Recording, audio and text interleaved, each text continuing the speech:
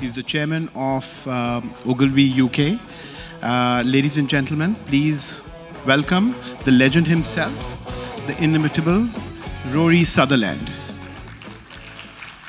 First of all, can I just say I'm delighted I joined early, because even though I had no sound, that last presentation was one of the best presentations I've seen in 36 years of advertising, because the case studies, Samso, the kiwi fruit, were absolutely, Spotify, were absolutely magnificent. And I particularly loved the banana one.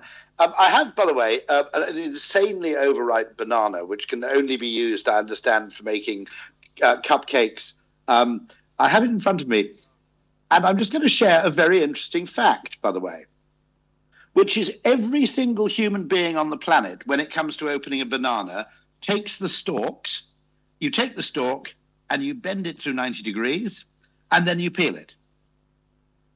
What's fascinating, by the way, is this is almost certainly just culturally determined, because every single chimp and ape on the planet who have been eating bananas for longer than there have been human beings does it the other way around. They take the other end of the banana, they squeeze it, and once you squeeze it, it's actually incredibly easy to peel.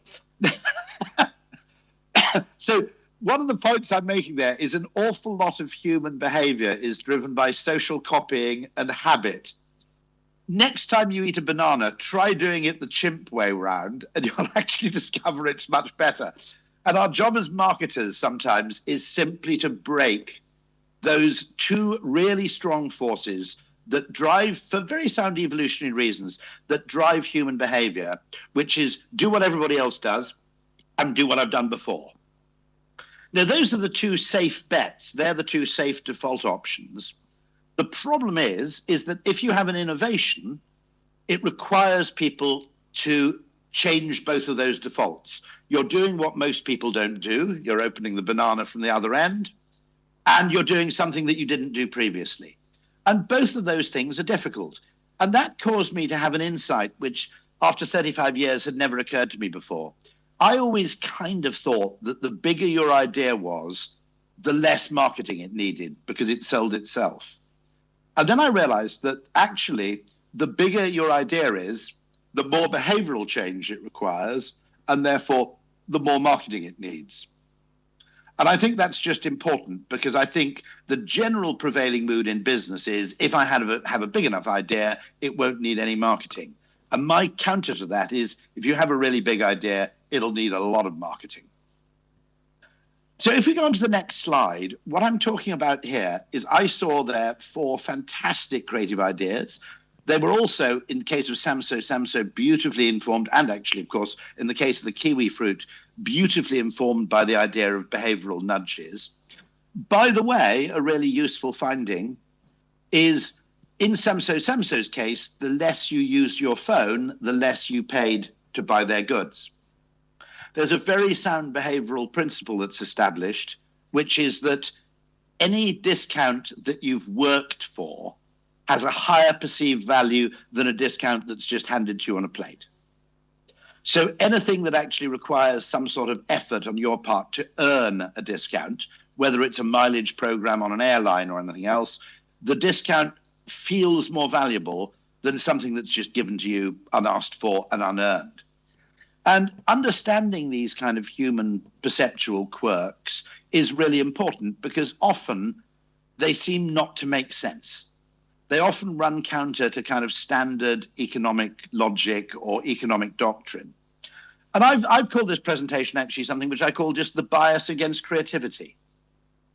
And the bias of creativity, I think, comes from the fact that, interestingly, nearly all business thinking is derived from the idea of scarcity, that we have limited resources and we have to deploy them very efficiently.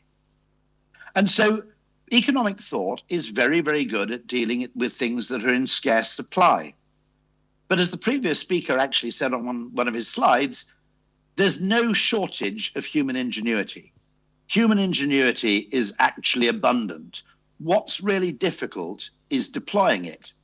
And if I look back on all of those 4 case studies, which I saw, Samso, the kiwi fruit, the banana, all of them have something in common. which is you can't prove them in advance because they're new. There is no data about the future. And consequently, almost everything that's innovative and interesting requires someone to take some sort of leap of faith, because there's a lot of data about the status quo and there's absolutely no data about the alternative.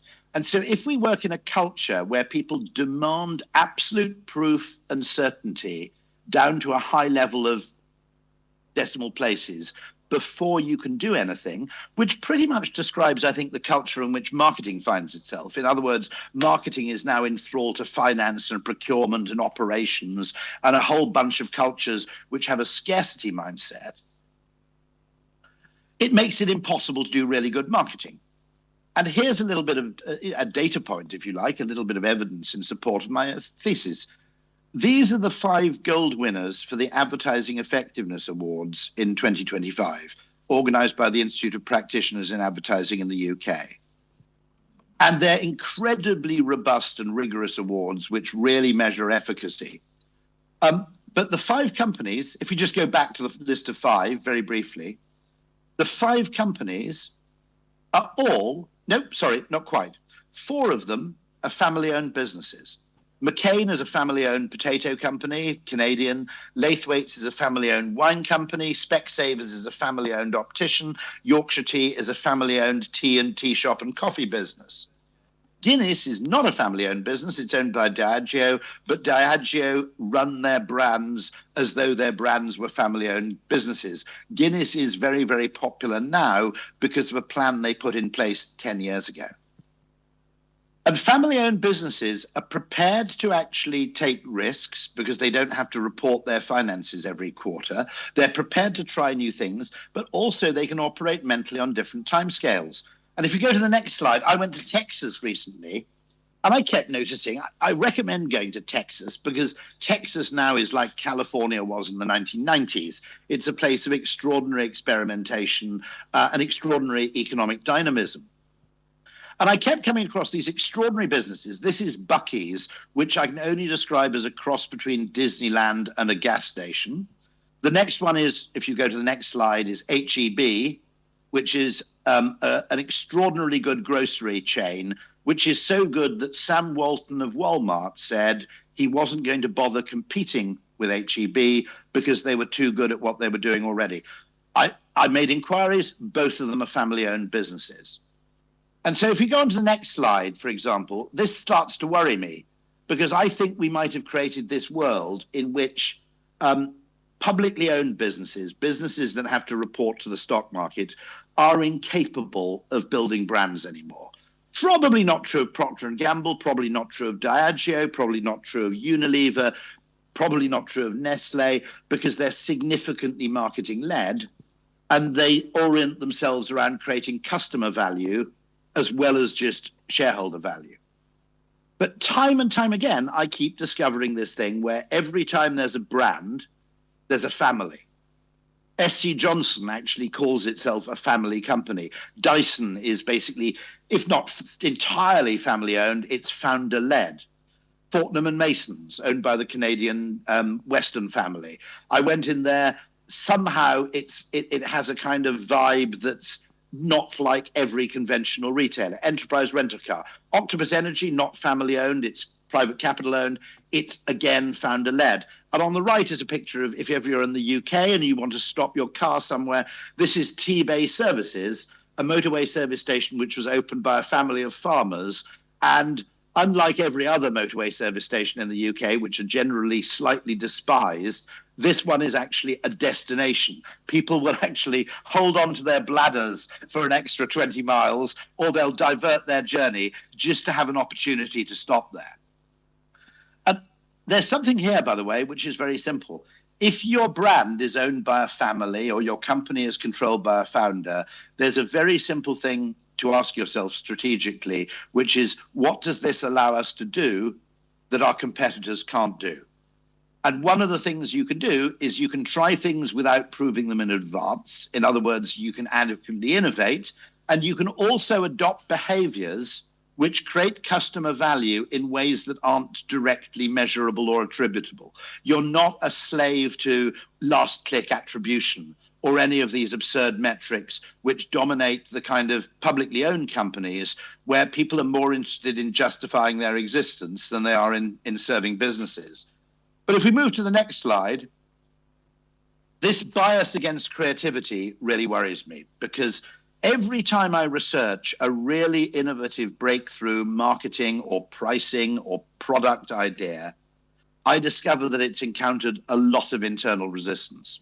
When Jeff Bezos, fortunately he ran the place, when he had the idea for Amazon Prime, several board members threatened to resign if he introduced it.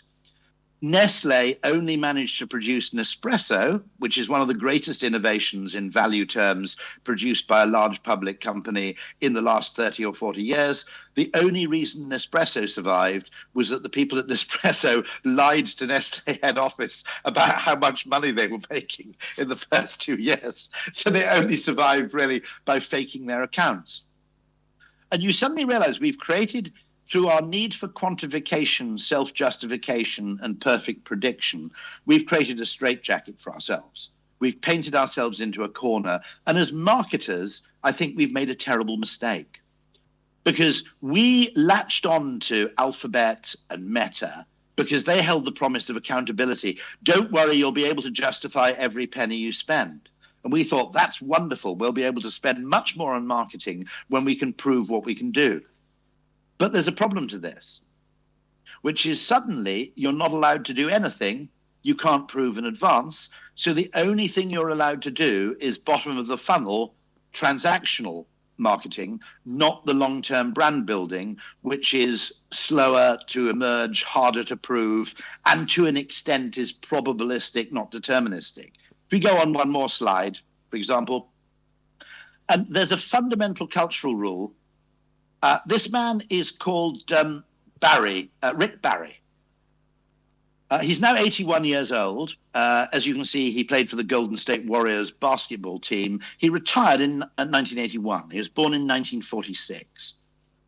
He still holds the record for the highest percentage of successful free throws in basketball. This is when you get to throw a ball as part of a penalty and you're effectively standing there and you get one shot at the hoop. He still holds the record, even though he retired in 1981. And the fascinating thing about him was he threw underhand. Unconventional, ridiculed by other basketball players. Shaquille O'Neal said, Rick, I'd rather throw 0% than throw underhand. I'm just too cool to do it.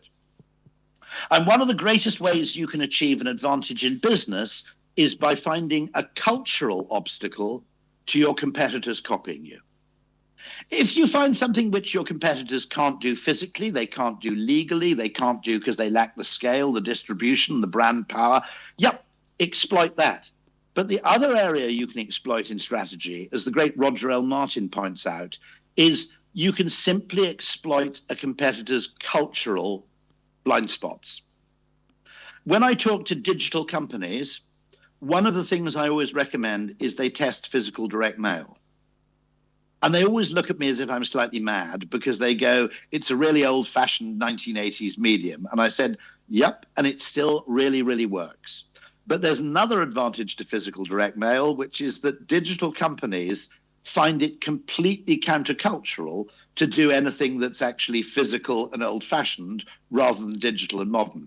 So it doesn't matter how successful your physical direct mail campaign is, your competitors won't copy you.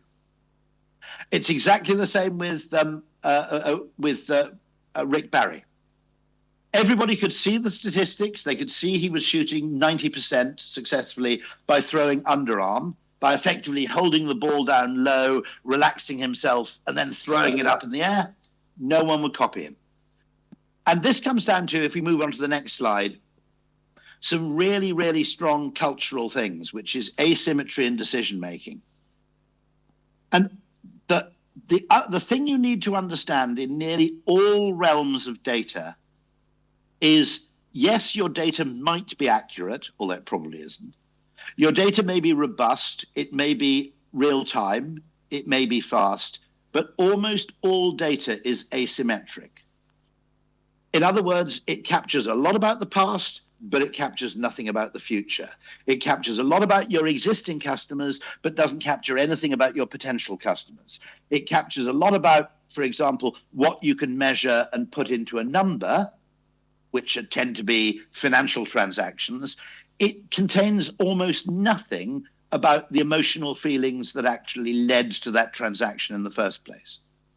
All data is woefully asymmetric. And in a way, the more data we have, the more vulnerable we become to information asymmetries. But it gets worse than that, because I also noticed something else. We can go to the next slide here. Has anybody noticed this problem? Okay. And it took me 15 years working in advertising in business before I realized there's this complete asymmetry in the approval process for any idea. If you have a creative idea, and maybe this is right, I'm not necessarily saying it's wrong. If you have a creative idea, you have to present it to completely rational people to do a cost-benefit analysis and a kind of an ROI model and a kind of justification. All the rational stuff has to be ticked off by the rational people. It never happens the other way around. You never get rational people going, yeah, I think that makes sense. We think that's 3.5. But before I present it to the board, I'm going to share it with some really wacky people to see if they've got a different way of solving the problem. And if you go on to the next slide again, there's quantification bias, which is that things that are numerical get given priority over things that are verbal. AI might rebalance this a bit, although only a bit, because AI only captures things that are thought and said. It doesn't capture things that are felt. So we need to be a bit cautious of this.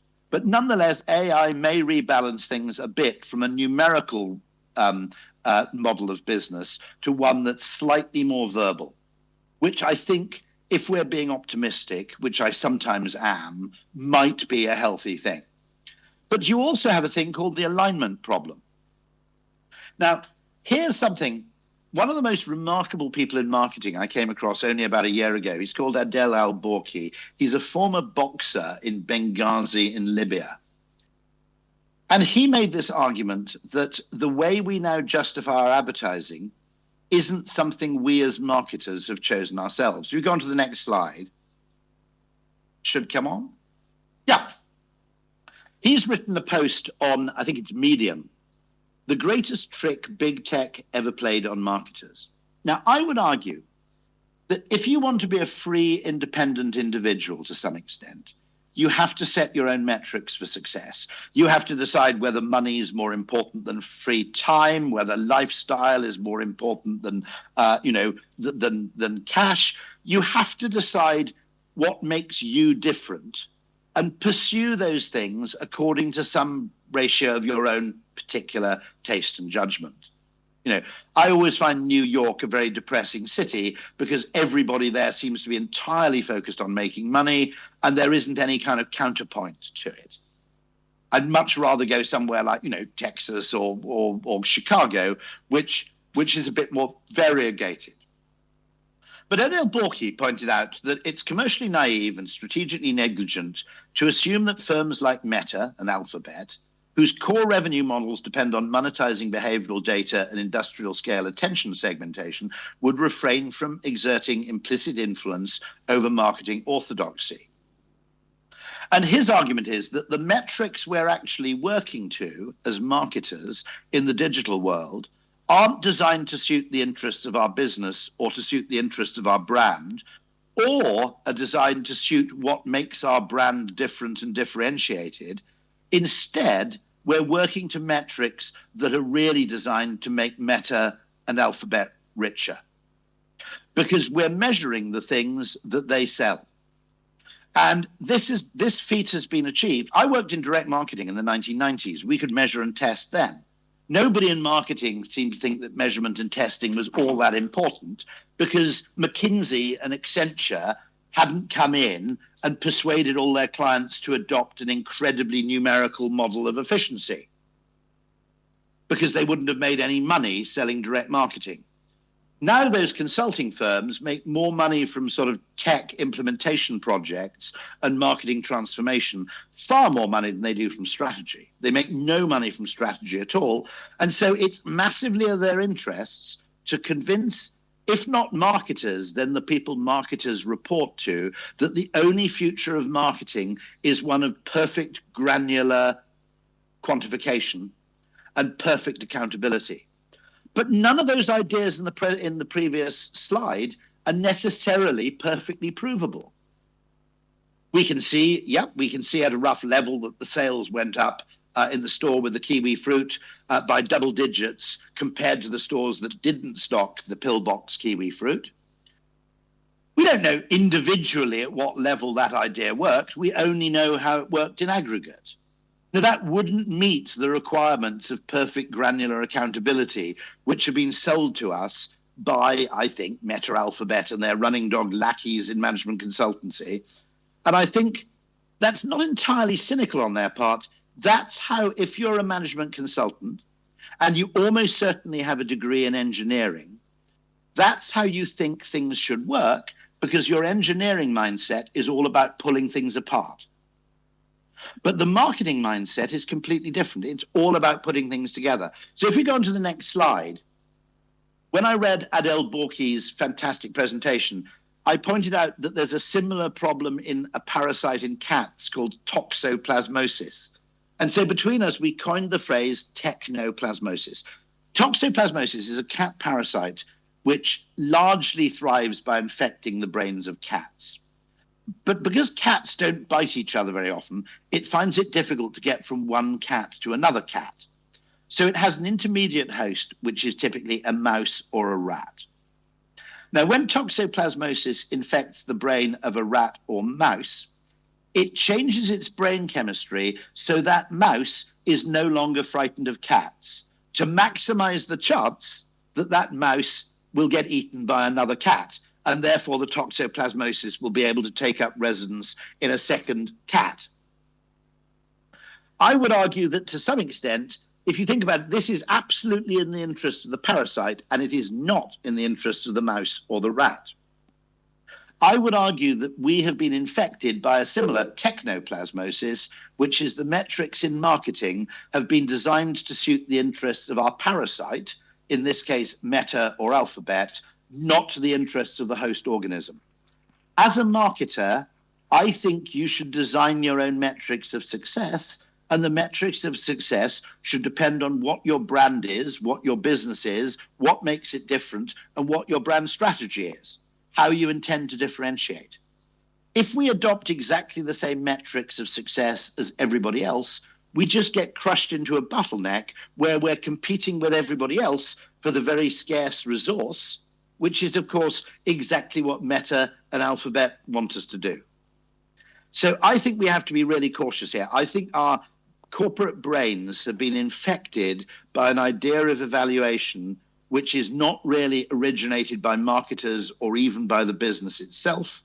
I think it's actually originated by effectively the interests of a parasitic organism, which realizes that particularly public limited companies are so determined to achieve predictable incremental growth that they will sacrifice all other opportunities in the pursuit of boring incremental improvement, which is precisely what they promise to sell. So, what are your metrics to success? As soon as a metric has a three-letter acronym, like, LCA or, CAC, okay? As soon as a metric has an acronym, it's time to find another one, because otherwise you'll end up pursuing the same metrics as everybody else. And people say to me, Rory, I don't understand why you're so famous. And I reply, neither do I. But the one explanation I can make is I never judged my success by entirely conventional off-the-shelf modes. I looked at opportunities somewhere else where nobody was looking. And that's probably it. If we go to the next slide, because you've probably had enough of cat parasites by now. Notice when I mentioned that creative people have to present everything to rational people, it never happens in reverse. Notice that it's always rational people that define a problem. It's not marketers, not creative people, it's not psychologists. The people who define business problems define them in ways that suit their own particular discipline. So if we go on to the next slide, you probably know me. I got weirdly famous by making what was half a joke, half a sensible suggestion, which is that why are we spending £6 billion making a train faster when for £50 million you could put really good Wi-Fi on the trains? You wouldn't reduce the duration of the journey, you just increase the quality of time spent on board. But duration is an engineering problem, and quality of time is a marketing problem. And the engineers got to define the problem first, and so they defined it as an engineering problem, not as a marketing problem. Next slide. I don't know how electric car adoption is going in Karachi. In the UK, it's about 25 to 30% of new cars are electric. The big problem with electric cars, psychologically in terms of selling them, maybe technologically in terms of their capability, is a thing called range anxiety. People get paranoid about the fact that they're going to run out of juice in the same way we do with mobile phones, unless you're my wife, who's mad. My wife will happily walk around with a mobile phone at 5%. I start hyperventilating if it gets below about 60%. So if you're my wife, you don't suffer from mobile phone range anxiety because she's completely mad, in my opinion. If you're me, you do. Now, billions of pounds have been spent, wait for it, by engineers trying to increase the range of these cars. To reduce range anxiety, you can increase range.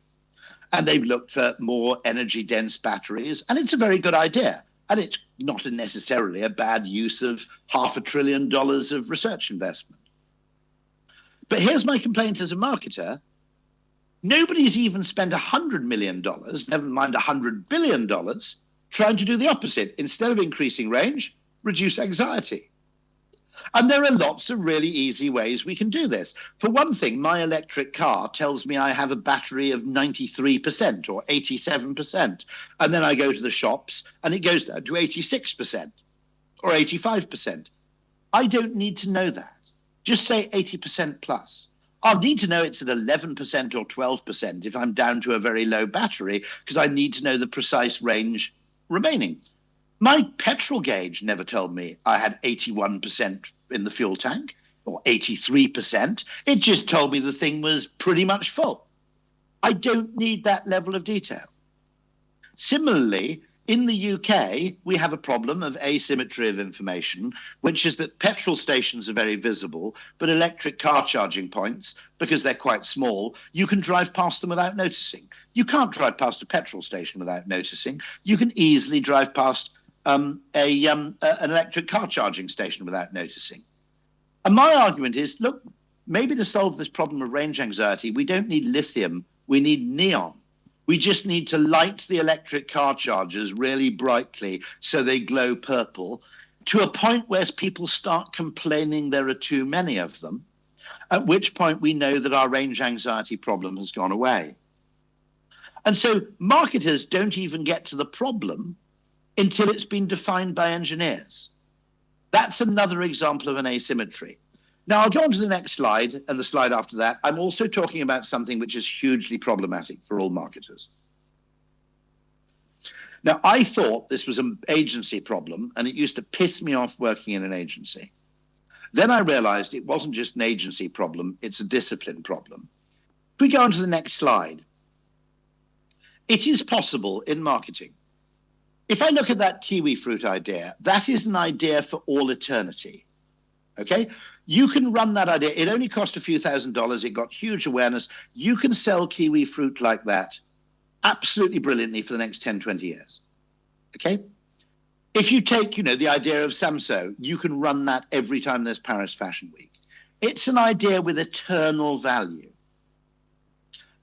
The banana stickers, eternal value. What a beautiful idea, by the way. I mean, just, adorable. Okay? It's eternally valuable. It adds value to the relationship you have between you and your present customers, you and your future customers, for all time. The best ideas, the best behavioral ideas are like that. This is something we did for British Airways, where we changed their choice architecture of their website. So people who asked for an economy flight also got shown a premium economy flight and a business class flight. Because we said sometimes the price difference isn't all that big, but we also said something about human psychology means that we can't buy a premium product unless we know what the basic one would have cost. Our perception, I always say, to economists, price is a number, but to consumers, price is a feeling.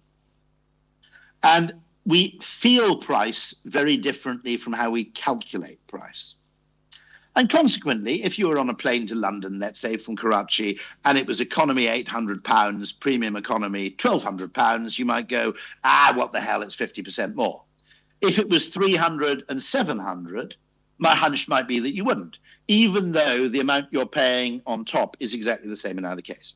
What this idea did is it made the airline, at a cost of £25,000 to make the change to the website, it made them £10 million of incremental high margin premium cabin revenue that year and the following year and the year after that and the year after that. It's now 13 years in, so it's added to their revenue by something like £130 million. Do you know what we got paid for that? £25,000. Now, next slide. This is an idea which is literally worth billions, which is a marketing idea. There was a network of railway lines running around London which nobody used. They spent £200 million improving them, but then they did something brilliant. They pretended the lines were tube lines, they called it the Overground, and they added it to the London Underground map. Now, something about human psychology, those of you who are devotees of Byron Sharp will know he talks about mental and physical availability. One way to make something as a part of a transport network mentally unavailable is to put it on a different map. If you ever try this, by the way, try making a journey where you have one map that shows roads and one map that shows railways. It's impossible. You'll end up going either by road or you'll end up going by rail, because it's impossible in the human brain to fuse two maps into one. So they pretended this line was basically a tube line, and they created, I would argue, well, they spent 20 billion building the Elizabeth line, which carries about the same number of passengers as the Overground does. The Elizabeth line was a new line. It cost £20,000 million. This cost £200 million, 1% of the cost, but it now carries as many passengers. That is a marketing idea for the ages. It is eternal. Okay? Now, if we go on to the next slide. This is an idea which is eternally beautiful and brilliant. I'm booking a room. Whoever had this idea has just made $100 million or more, maybe even $500 million for the worldwide hotel and hospitality industry with a single stroke of the keyboard. I'm booking a hotel at the Intercontinental in Hilton. Intercontinental in Houston, sorry. And normally you get the choice of room, which is, standard room, deluxe room, premium room, junior suite, club suite, bridal suite. It's all about how big the room is. They'd add an extra dimension, which is pool access and gym access. You could pay a bit extra for a room which was otherwise fairly standard, but happened to be close to the pool. Or you could pay a bit extra to have a room which was otherwise standard, which happened to be close to the gym. You can probably guess which one I chose, looking at me physically. Now, I happily paid, I think we stayed there for 3 nights. I paid $60 for something which otherwise would have gone completely to waste. They basically made $60 out of me. They didn't have to paint a wall. They didn't have to install a door. They didn't have to build a new room. They didn't have to decorate a room. They just described a room in a different way, and they made an extra it might have been $90 actually from me, because I don't like wandering down long hotel corridors in a toweling robe looking like a weirdo. These ideas are eternal. They're marketing ideas. Yet, wait for it, okay? Next slide. This idea came from Ogilvy in Sydney. Glorious, glorious place, Ogilvy in Sydney, run by, at the time, by a guy called Dave Fox, who you must get out, actually, because he's something of a hero of mine. And they came up with this idea, which has since rolled out to about 180 countries. You've almost certainly had it in Pakistan, although with different names. It will have rolled out in India. It will have rolled out in pretty much every country. It's been running for the last 10 years. And it's made Coca-Cola. I can't give away figures, but let's just say, if not $1 billion, okay, it's made them a figure that's probably 9 digits. What did Ogilvy Sidney get paid for that idea? 350,000 Australian dollars is what they made out of that idea, which is enough to buy a small flat in a shit part of Sydney. You make $100 million, you get to keep $350,000. Now, I was getting pissed off with this. Next slide again. I was getting pissed off with this because I thought it was unfair to agencies. Here's an American Express card. A young guy, it may have been an account man actually, at Ogilvy in the 1960s said, why don't you put member since on the card? Every American Express card carries this member since date. I don't know why it hasn't been more widely copied, which means that no one wants to cancel their American Express card, because if they did and then they rejoined, they'd go back to member since 25, and it makes you look a bit of a loser. I've got a card here. I'm going to just check. What am I? Member since 95, I think it is. Yeah, 95. That is worth, and has been worth since 1967, millions of dollars in retained card members to American Express. I don't think Ogilvy got paid for that at all, by the way. I genuinely, I think they just suggested it and got paid no money at all. Now, here's my problem, if we go on to the next slide. I was getting really pissed off about this because I thought it was an agency problem. This business of being an agency is rubbish. You come up with an idea which makes a client hundreds of millions of pounds, and then you basically get given the money for the time it took you to come up with that idea once.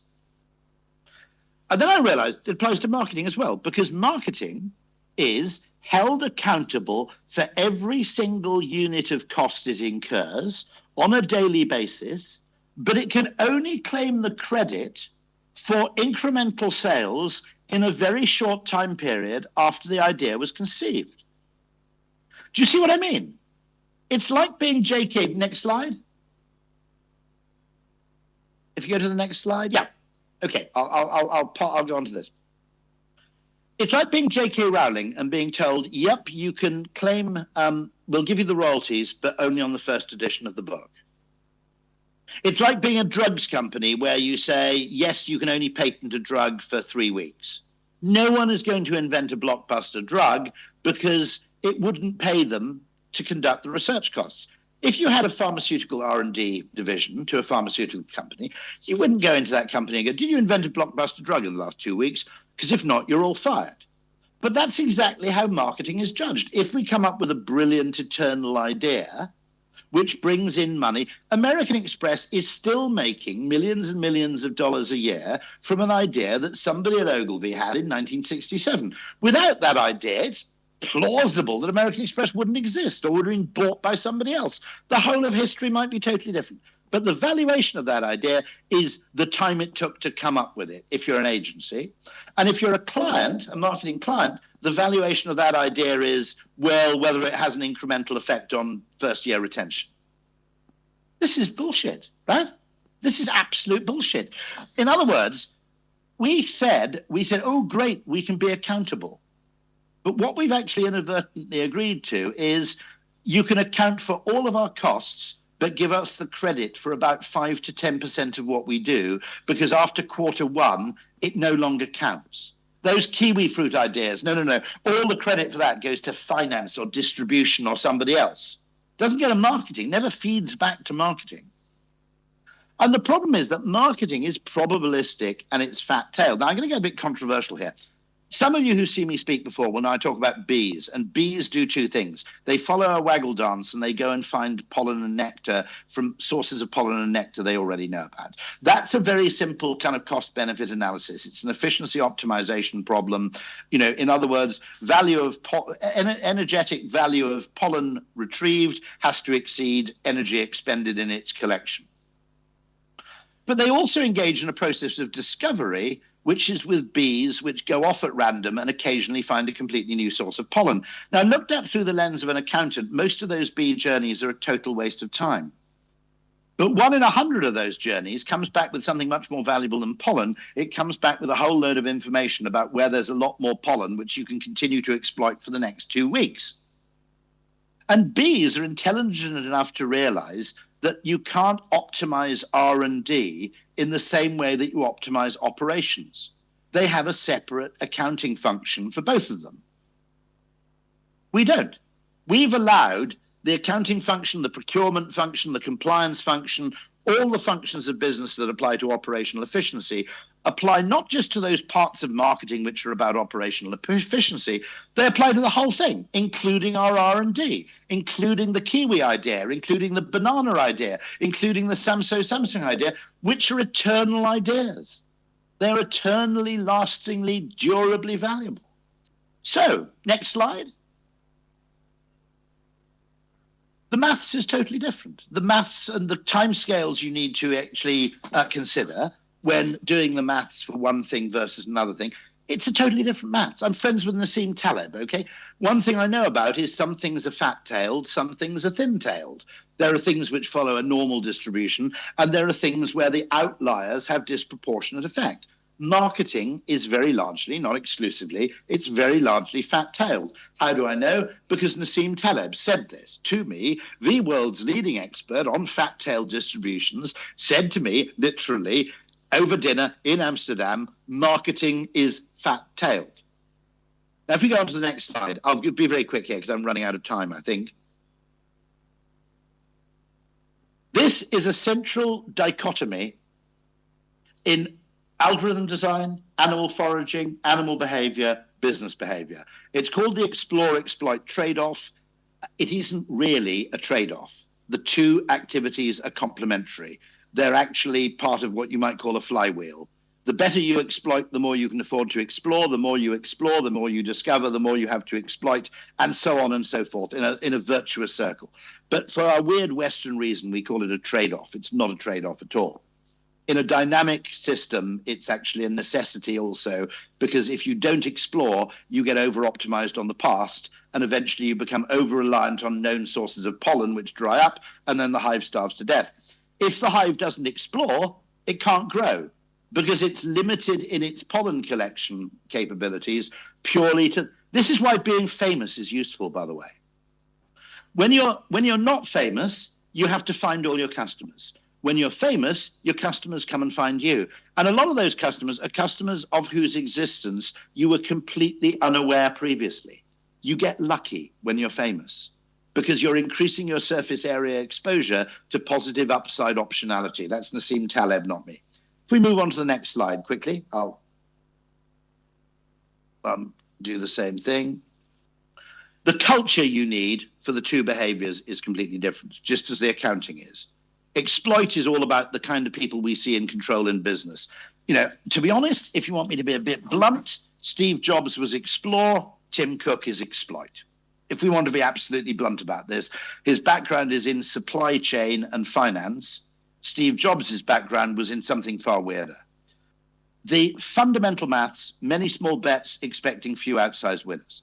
That's what we should be doing with 20 to 30% of our marketing budget. And we've just seen 4 of them. If you want proof of concept of that, all of those things, I've never seen any of them before, and I was absolutely in love. Okay, iterative experimentation, speed, failure, learning. We're not allowed to do the left-hand side bit anymore. The procurement and finance people are telling us we can only do the right-hand side bit. You can't do one of those two things. You have to do both. It's an absolute imperative. Next slide, quickly. I must get down to the... Fundamentally, efficiencies... Now, I know this is a really bad analogy to use in an Islamic country, but I'm rather guessing that you all know what poker is, and some of you may even furtively have played it, okay? If you play poker, what you'll notice if you play poker is that in the course of an evening, actually, although you're playing all the time, 4 or 5 hands basically determine whether you win big or whether you lose big. All the rest of it is kind of also ran. It's fine. You might be making small gains, but it's 4 or 5 big opportunities that you seize There is a wonderful book, which I shouldn't recommend to you, but I will, which is a book by Annie Duke called Thinking in Bets. And Annie Duke was a professional poker player, and her whole point is that poker players make decisions in a way that considers not just the likelihood of success, but the scale of the possible payback. And they're very comfortable operating in a world of complete uncertainty. They don't demand complete predictability because they're used to considering 3 or 4 possible future scenarios at the same time. Backgammon, by the way, if you're also a fan, which I think originated in your part of the world, backgammon is also a brilliant game to play if you want to develop this particular decision-making skill. I don't play it much myself, but I can completely understand why it's absolutely valuable.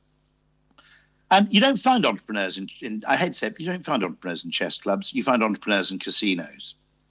Go to a London casino, it is entirely packed with entrepreneurs, independent businessmen, etc., far more than you'll find civil servants, for example, because they understand that's basically how the world works. And what they're doing is not trying to be right, which civil servants are trying to do. They're trying to get lucky, and they're trying to get big time lucky, maybe 2 or 3 times in their life. David Ogilvy actually said that he only had 5 big ideas, really big ideas, in his entire working life. I worked on American Express for 15 years. When I look back on it, 3 or 4 hands, as it were, 3 or 4 ideas, and 2 of them were client ideas, I'll be absolutely fair there, really contributed more value than everything else we did. But we couldn't have said what they were in advance. That's why you have to experiment. So if you just move on a tiny bit more, next slide. Sorry about this.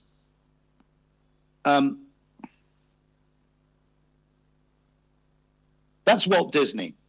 He's warning against the fact, and the next one, if you don't like Walt, is John Maynard Keynes. Next slide.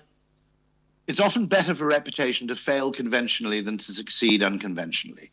We have an aversion to trying new things because we feel comfortable doing something that's worked before. And even if it hasn't worked very excitingly, and even if it doesn't really work very enduringly, because let's face it, you're basically if you succeed in marketing in Meta and Facebook, it's like fentanyl. You're back to the clinic to re-up your supply 3 weeks later. If you have an idea like that kiwi fruit idea, or like the Coke idea, or like the banana idea, that's yours. That's yours to keep. And yet we don't distinguish between renting our customers and owning our customers.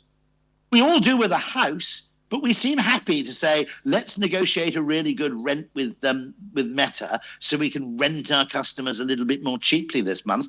Why don't you go somewhere else and try and own them? I'm a Georgist. They're the Duke of Westminster, right? They're the big landowners. They're the British East India Company, right? They're a big extractive monopoly, right? The job is not to pay them less money. It's to try and avoid them altogether, in my opinion. Anyway, next slide. Yep. Okay. Another asymmetry, benchmarking. I think if we're going to have time for a Q&A, I ought to rush on to the end now, probably. But very quickly, what Walt and what John Maynard Keynes are saying is people tend to copy their competition and they benchmark against the competition. Here's another idea which any marketing person can play. You can do it at the smallest possible level, at the micro level, or you can do it at massive scale. If I go on to the next slide.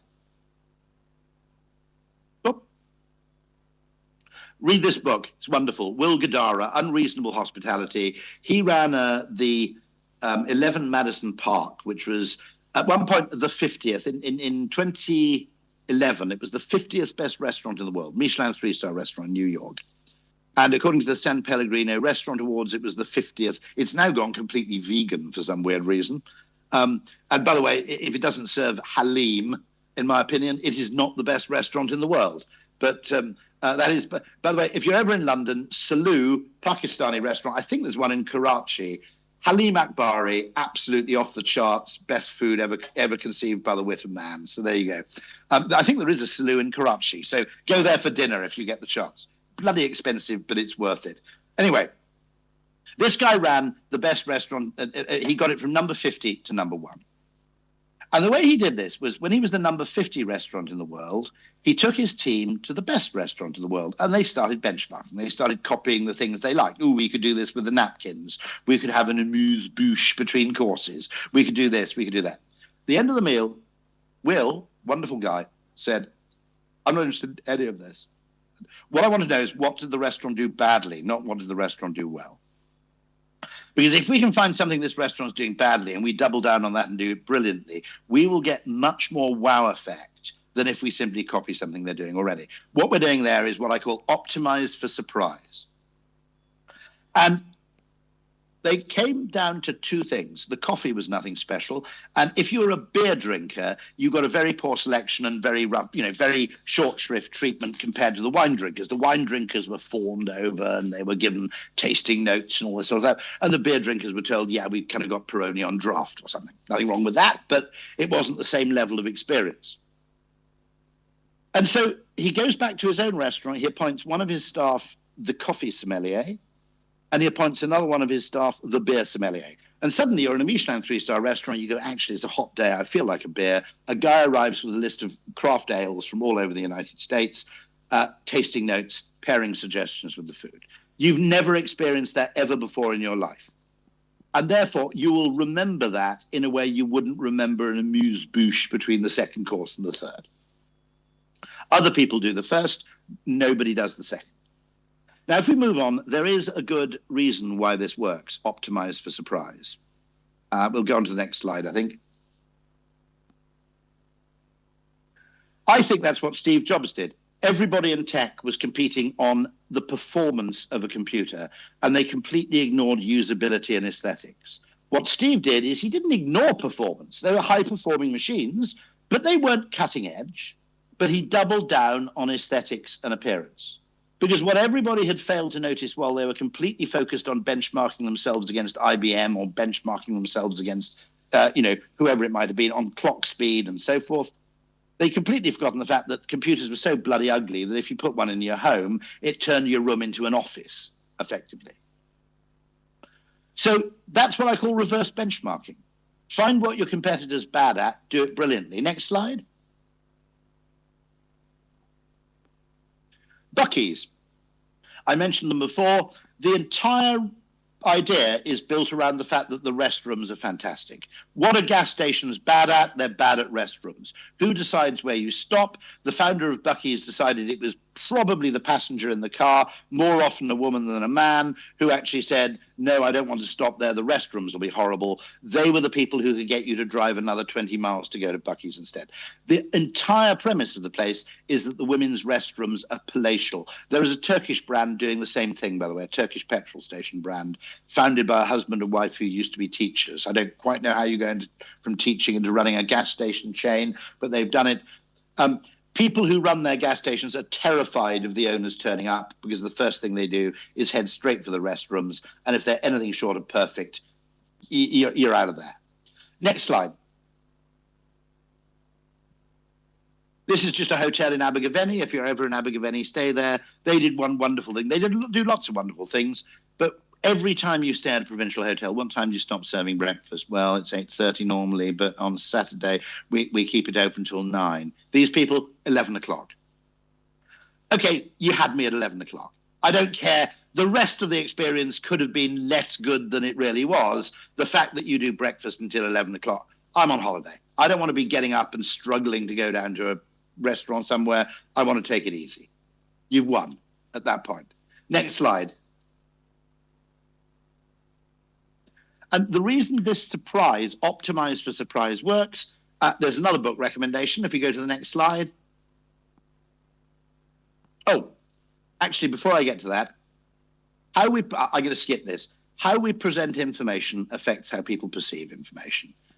I mentioned that with, the railway line. If you put a railway line on a separate map, it doesn't matter how attractive it looks on a separate map, no one's going to use it.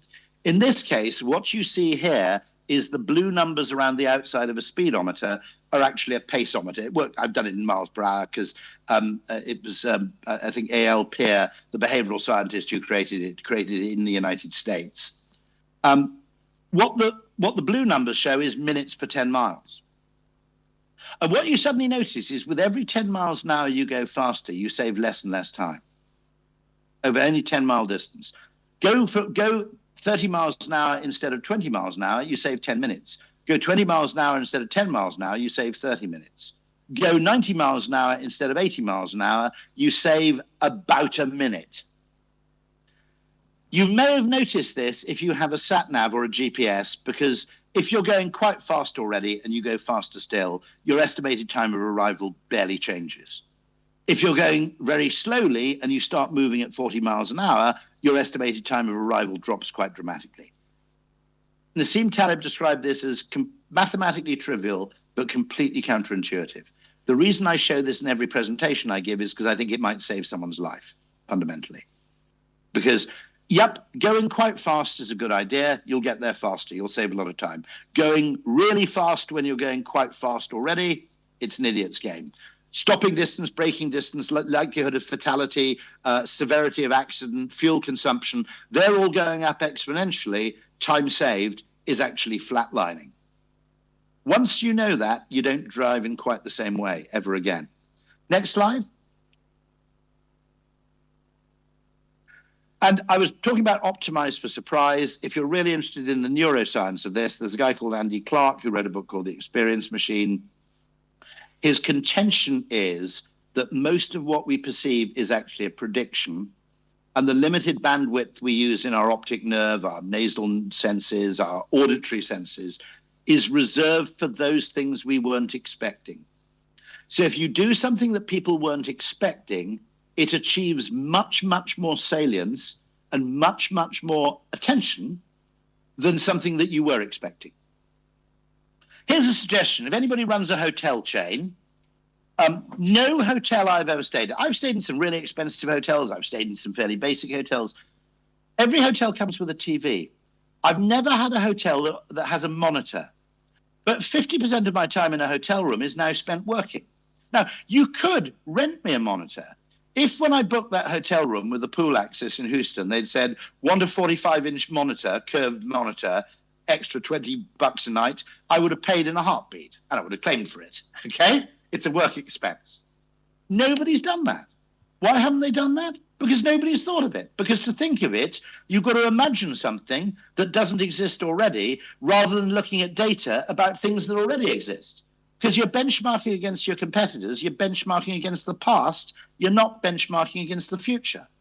So next slide. We'll get to the end now because I do need time for Q&A. And you've got the final point. Everybody's obsessed with automating everything. People really, really matter.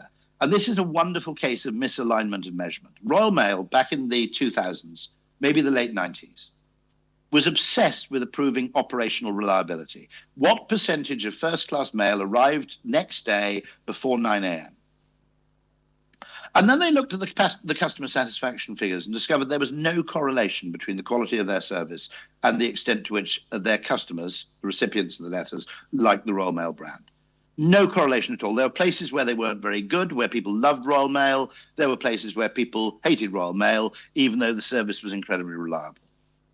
Alex Batchelor, marketing director at the time, thought something else is going on. I know what it might be. He did the research. Sure enough, the biggest determinant by far of whether people like Royal Mail was whether they liked their postie.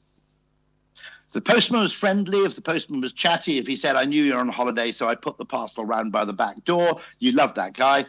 Didn't really matter whether the letters were arriving on time or not, within reason. You can't have letters going missing. You can't have letters taking a week. But the difference between 2 days and 1 day for most letters is imperceptible to most consumers who don't even know when the letter was posted in the first place. And therefore, their $100 million of effort into operational efficiency driven by engineers were having no effect, whereas actually sending a few postmen to charm school might have had a massive effect. People really matter. Do not use AI as an excuse to call your call center, to close your call center, or to downsize your call center. Really good call center staff should be able to earn enormously high salaries, because if you have a really, really good human experience, it basically drowns out everything else. I recently bought a car, partly because I liked the guy who was selling the car.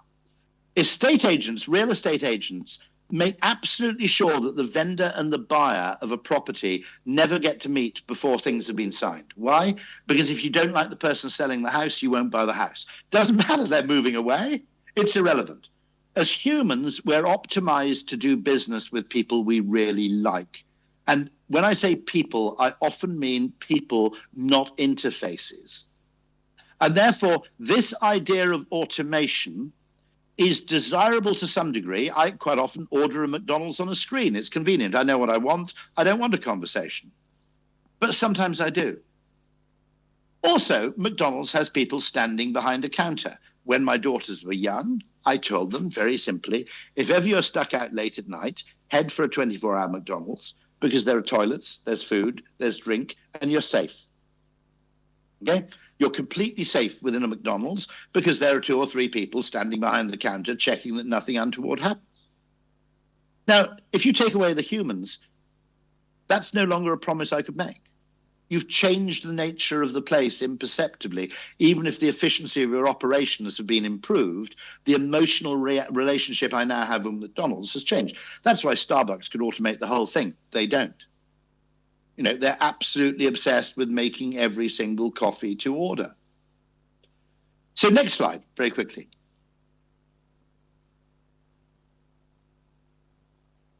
Very simple reiteration. Your call center is also the only place where you learn where you're failing. You learn what the problems people can't solve online, the problems they can't solve through the app.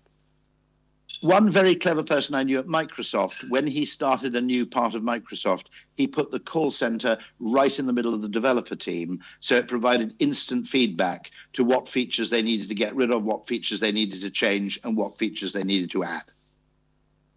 The call center is essential in 2 ways. Emotionally, because our human interactions trump our other metrics, because we've had a million years of evolutionary experience working out who to trust. If the person we come across isn't trustworthy or likable, all other bets are off. So do not, whatever you do, adopt completely this promise of using AI to improve things that consumers actually don't like. Learn from the Royal Mail in the 1990s. Don't optimize for what you think is important. Optimize for what your customers really care about. In business, you are not your customer. In politics, you are not your voter. Never forget that. I think that's the last slide. I'll go on to the next one. If you are interested, I think the last slide just promotes, this is my final point. You can't be a brand and you're not a completely free individual unless, to some extent, I don't mean universally, I don't reinvent everything. I go with social norms a lot of the time. But if you can't choose a few metrics of your own, if you can't design a few metrics which are specific to your own brand, or in the case of a person, specific to your own personality, you're not really an individual and you're not really a brand. So by copying everybody else all the time as a benchmarking exercise, if you really want to know more about this, there's a wonderful Medium post by Roger L. Martin, fantastic business writer, heir to Peter Drucker. He actually worked with Peter Drucker. He's Canadian. I regard him as the natural heir to Peter Drucker. He wrote a Medium post called Benchmarking is for Losers. I really, really recommend that you read that. Other than that, there are only 2 more recommendations. As I said, read Roger L. Martin. Next slide. Do this course if you're interested in knowing more. And finally, check out Salou if you've got time this evening. Thanks very much, and over to you for questions. Thank you so much, and I think a lot of information. I think we'll need a few minutes to process. But guys, open the floor for questions. What I would encourage is, as Rory is here with us, so not only what he has said, but if you have any other questions about anything, please feel free to ask. So, anyone? Okay, so we've got there, yeah. Hi, Rory. Thank you so much for the session. I think it was absolutely amazing. I wanted to ask, could you give some metrics of success, like any examples that you think, are relevant if we're not following the traditional, methods like Meta, whatever we're tracking so far? I think that's all I've been aware of and been taught. So I would love to know, where should we learn the metrics from? I think you should have some of your own, because I don't think we should have our metrics imposed on us by people who make money from us following those metrics exclusively. That's not to say, by the way, I'm going to be very clear. The bottom of the funnel is really important. In fact, I'll go further. The bottom of the funnel is the place to get right first, because if you're not converting efficiently, then anything you do further up the funnel is therefore less effective by dint of the funnel being less effective further down. So I'm absolutely not averse to the bottom of the funnel. I'm only averse to the bottom of the funnel being optimized to the exclusion of anything else, to the exclusion of fame, affection, whatever.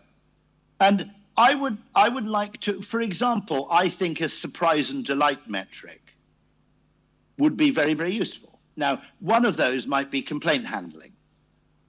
A friend of mine who runs a little brunch cafe in the town near where I live, she had her insurance hacked. And the insurance company, unbelievably, not only solved the problem, they sent her flowers the next day. Now, as she put it very beautifully, I know who I'll be insuring with for the next 2 years, called reciprocation. An instinctive human urge is reciprocation.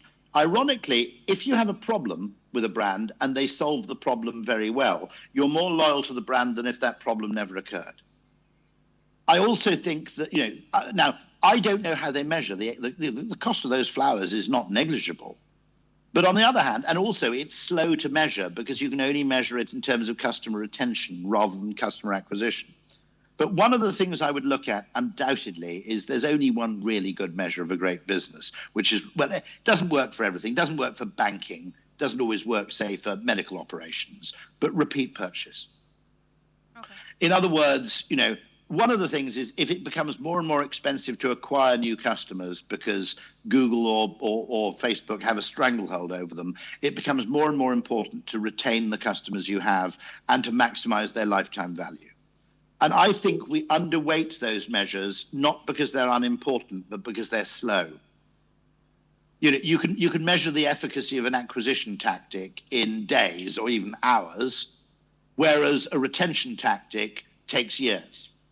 It's long term. I would also say that actually, one metric would be: are we doing anything we don't measure? What are the 10 big ideas we could have that are impossible to measure, but are just really, really good ideas? Now, I don't know to what extent you can measure the efficacy of that banana sticker, and I don't know the right way in which to measure it completely. But my argument is that any brand should have certain metrics that are very heavily weighted to what makes it different, not to what makes it the same. Okay. Thank you. Yeah. Yes. I'll give you one brilliant metric, two brilliant metrics. There's a transportation system in San Antonio, Texas, called The Local, and it's little electric vehicles which drive people around for free. And they wanted a different metric for satisfaction, and I said it's the number of times a passenger laughs. Because they're funny little vehicles, they're eccentric little vehicles, and it's a bit weird. And I said it's perfectly acceptable to have a metric around laughing. The metric around the original iMac designed by Johnny Ive for Apple, those, that was before you had flat screens, the colorful thing, was whether you wanted to lick it. Okay. They put a handle on it, by the way, for entirely psychological reasons, because they said, the reason we're putting a handle on is not because we expect people to carry it from room to room, although they might occasionally.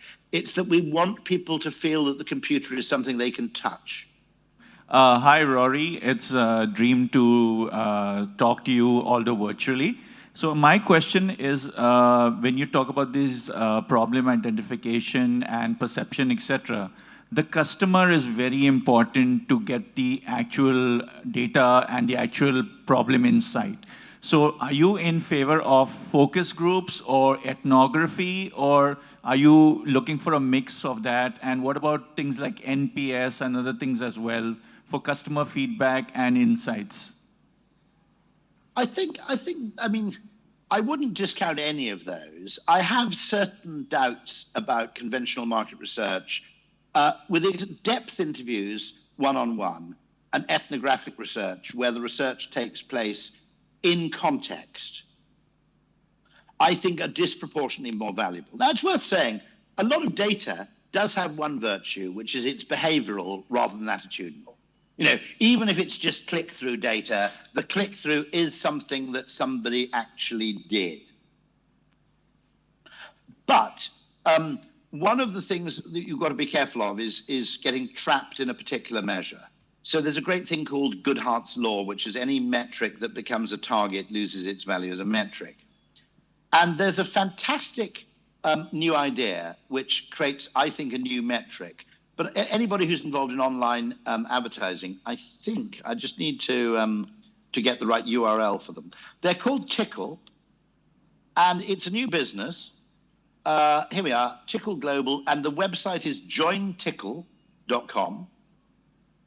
And it's a banner ad where the call to action is not click there, here, interrupt what you're doing, ignore the fact that you're trying to pay a parking fine online at the moment and go and look at our webpage instead. The call to action is save to wallet. So you save it to Apple Wallet or you save the ad to Google Wallet. That ad could contain a discount, it could contain just information, but it's saved till later. So that's a really interesting thing because it's a different metric. Now, if you're obsessed with measuring, click-through rates, that you will discount that idea, even though it's a really good idea, which sometimes achieves 10 times the efficacy of a conventional ad, because the metrics you need to evaluate that kind of advertising are different than the metrics you've historically used. And if you're obsessed with comparison, it makes it impossible to innovate. So I'll give you an example. Nearly all innovations are bad range anxiety in electric cars. The battery life of the first iPhone was terrible, okay? If smartphones had been bought by procurement, the first iPhone would never have taken off because they would have just said the battery life's unacceptable. It turned out people were prepared to cope with worse battery life for a much better phone, and they took a charger into work, or they bought a case with a huge, great bulbous battery in it. So I think you've got to be agile in terms of your metrics. I think you've got to say, well, actually, we used to measure on this, but now there's a better way. Whereas if you're obsessed with self-justification and comparison and just justifying yourself, I mean, this is a problem with procurement. If you come up with a really innovative idea as an ad agency, procurement they say, can you quote us for 2 TV ads and 5 press ads? It's a stupid bloody question to ask in the first place, but they say that. Well, actually, we've looked at your business problem. You don't need to do any TV ads because you can solve the problem by changing the choice architecture on your website or putting the kiwi fruit in a different box, right?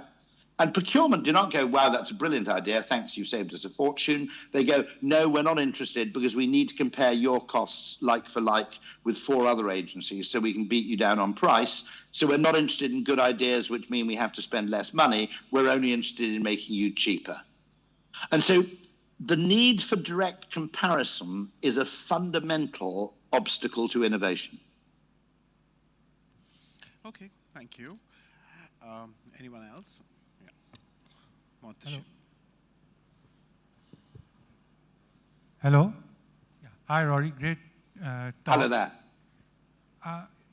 Some of the ideas that you're talking about, which were long-lasting, like the one for British Airways and for hotels, right? But they seem brilliant in hindsight. In your experience, yes, what are the signs we as marketeers should be looking for to kind of figure out, okay, which ideas, because again, as you said, you have to experiment, you have to try all these different things. But what are the early signs or what we should be looking out for to see which ideas may have the potential to become that kind of long-lasting success stories? I think behavioral economics and behavioral science is very valuable there because it provides a framework for understanding marketing activities which seem counterintuitive.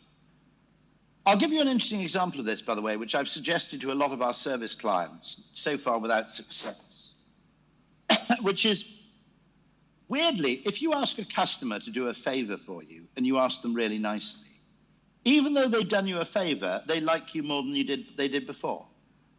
And it's just it's anthropology, really. It's just the way we're wired. And I've often said to British Airways, have you ever tried this? Let's say you have an overbooked flight at 7 p.m. going to JFK from Heathrow, and you have a half-empty flight at 8:30 p.m. If you contact your customers in a really nice, charming way and say, look, you've still got a flight on the 7:30 flight, but it would help us out a bit if you switch to the 8:30. Don't worry if you don't want to, but if it doesn't make any difference to you, it'd be really helpful. And then maybe if they do that, you send them a little thank you, okay? It could just be 1,000 Avios points or whatever, okay? But you don't make it a bribe. Don't say if you move your flight, we'll give you 1,000 Avios points. That's what an economist would do. Instead, say, oh, that was really kind of you helping us out. To thank you, we've given you this. And then they'll like you more. And yet nobody tries this because it seems like it's inconveniencing customers, but actually it isn't. They like it. People like being useful. Who would have guessed? Yeah. Thank you. There's one more there. Hello, Rory. Thank you so much for being here. You presented a great problem of agency workers being exploited for their work and like having their ideas used to build billion-dollar companies and stuff like that. This is a great problem in Taylor's oldest time as workers being exploited. Do you have a solution as well, or like possible solutions for this as well? Yes, I think one of the reasons why those family companies are more successful, which I didn't talk about, because obviously I'm talking typically here about B2B or B2C marketing. But B2E marketing, how you treat and look after your staff, I think is inordinately more important. And what we have is we have a model that tries to treat employees as if they're fungible and infinitely replaceable to reduce the cost, because it's effectively a very operationalized, Taylorist model of employment. Enterprise Rent-A-Car, Costco, they're these extraordinarily successful American businesses, I think that's true of HEB as well, treat their employees incredibly well. If you're, I think, if you run an Enterprise Rent-A-Car outlet, you're making 6 figures in your 20s. They pay them and treat them incredibly well because they properly evaluate the effect it has on their business. And you may know, if you Google the Dorman fallacy and my name, you'll see a case where I argue for this, that actually, particularly customer-facing staff, but actually I think it applies equally well in everything else. What we have done is we have created a crisis in, okay, in Taylor's job, you could measure exactly the output of the worker. In knowledge work, or indeed in call center work, in anything involving some degree of discretion on the part of the person performing the work, you can't actually measure output accurately. So the thing you have to optimize for is motivation. And I would argue that a large number of companies, including my own employer, by the way, I will be absolutely brutal on that, in WPP, have done a very, very bad job of employee motivation over the last 5 to 10 years. Now, the only reason they've got away with it is that younger people don't realize it was ever any different. If you only joined a business in the last 5 to 10 years, you think this is what work was like. But work used to be much more collaborative, much more entrepreneurial. And now it's become rule-based, and people really value in work. There's a wonderful model by David Rock, who's a neuroscientist in New York. It's called the SCARF model, and it stands for status, certainty, autonomy, reciprocation, fairness. And one of the things I would really, really recommend any business does is it looks at how it looks after its staff and goes, can we be sure we're conferring status on those? How are we making those people feel important? How are we making them feel confident about their future employment? How are we offering them autonomy, allowing them to make subjective decisions rather than forcing them to obey an algorithm? And I think we've done a terrible job of employment in the last 5 to 10 years from an anthropological perspective. I think we've just accounted for salary and hours and not motivation. Okay. I mean, there's some wonderful things you can do, by the way, which is if you, let's say you run an agency, one thing I would really, really recommend, which is a way you can actually offer people incredible value at very low cost, is to give people 4 weeks a year of work from anywhere. Now, I'm currently in the Canary Islands, but as you can see, I'm also working. And this morning, I was also replying to my emails. I was doing some work. Later on, I might go for a swim in the sea. Now, I'm still doing 8 hours work, but I'm just doing it in a sunny background and it's a bit of a change. Now, that doesn't cost you anything, but to me, it's enormously valuable. It's almost as valuable as having holiday vacation time, but at 10% of the cost to my employer. So looking for really intelligent value exchanges like that, I think could be really, really magical. It's also, by the way, the work from anywhere thing is really important if you've got people, for example, who have caring responsibilities. They have elderly parents. Now, they may not want to take 2 weeks vacation to go and stay with their parents because their parents will get sick of them for 16 hours a day.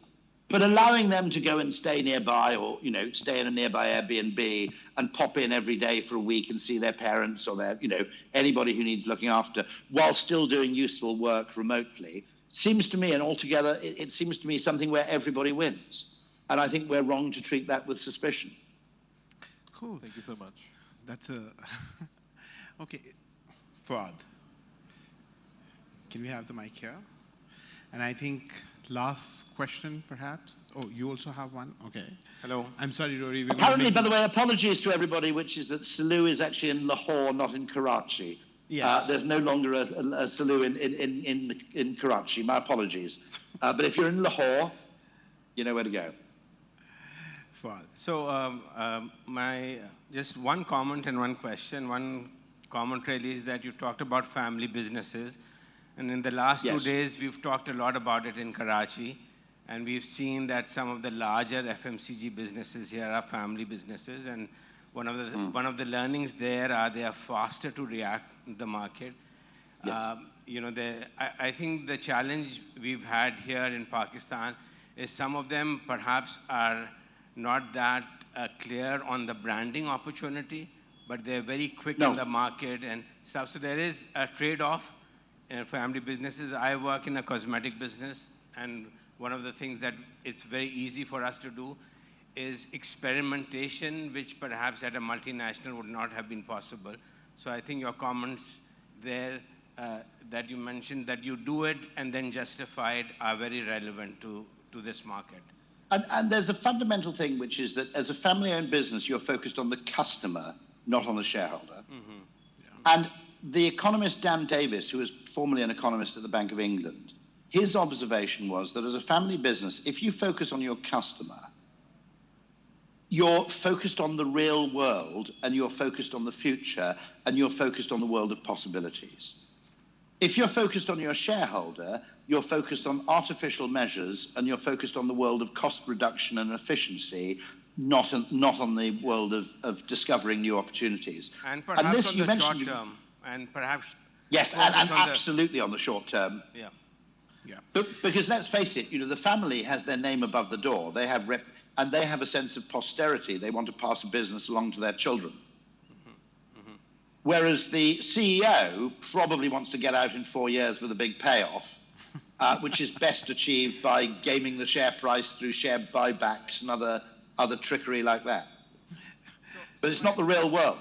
So my question... Hello. Yeah. So my question is that in Pakistan we see there's a boom in e-commerce, and you're moving from brick and mortar stores to e-commerce. And I'm running a cosmetic business, and one of the challenges we had is it's grown in the last 4 years from 3% of our business to around 40%. And there was a movement that we should outsource it. And we decided against doing it. And I think the benefit we've seen is being able to reach out to customers. We've obviously used WhatsApp for business and tried to get through to them. But what I wanted to share with you is the experience of being able to talk to a customer. And if they have a problem with the shade and say, okay, we don't have a policy of return, but go ahead, let's do this, let's do that, has really given us some customers which, like you said, it's not a favor, but they've become customers for life. And I think there is a tendency now, even in Europe, where you don't have to go to influencers, you go to your most valuable customers and they become your voice for the brand. And perhaps there is something there that you can talk about and say if there's some experience. I know Victoria's Secret is doing that. There are a few other companies who are using their most say, committed consumers as voices for the brand. And I completely agree. By the way, I've got a whole separate presentation on influencer marketing and the extent that influencer marketing, if you like, is fractal, it's scalable. Mm-hmm. And sometimes it might be someone who's very famous, who's very credible at the level of a celebrity, but it can equally be someone, you're absolutely right. And also you create these weird elements of niche fame, where there is often someone who is just hugely credible in the cosmetics world, for example. I've probably never, by definition, I've never heard of them. But in Pakistan, in the field of cosmetics, you can find those people who just carry disproportionate weight. And there's a value to that, which is, I think, because they have reputational skin in the game, that's a way of using digital media to create credibility. I think most digital media transmits claims, but it doesn't actually create conviction. And I think when you reintroduce a human, speaking about something, it actually convinces people. It doesn't merely just seek to engage in a transaction. And I think that can be, thinking about it, by the way, I bought a car about 6 weeks ago, and I'm a very heavy YouTube premium user, admittedly. I probably watched, thinking about it, 24 hours of online reviews before I bought a car. That was, now if you think about that in advertising terms, that's insane. Okay, the value of that is insane. The cost of giving me 24 hours worth of information over something, was astonishing. But I did it myself, and that kind of content, by the way, and quite a lot of it, you're absolutely right, was just from people who bought the same car that I was thinking of buying. Mm-hmm. Nothing more than that. Yeah. Okay, so I think last question we have, just last. Before my last. Thank you so much for such a mind-expanding session. And I just wanted to ask that in a world that is really obsessed with performance marketing right now, where does the creativity sit? Oh, don't. Thank you. What a perfect question on which to end. What has happened? You and I mentioned technoplasmosis. Meta and Facebook can't claim to have a monopoly on creative ideas. They can claim to have a monopoly on, highly segmented databases of customer behavior.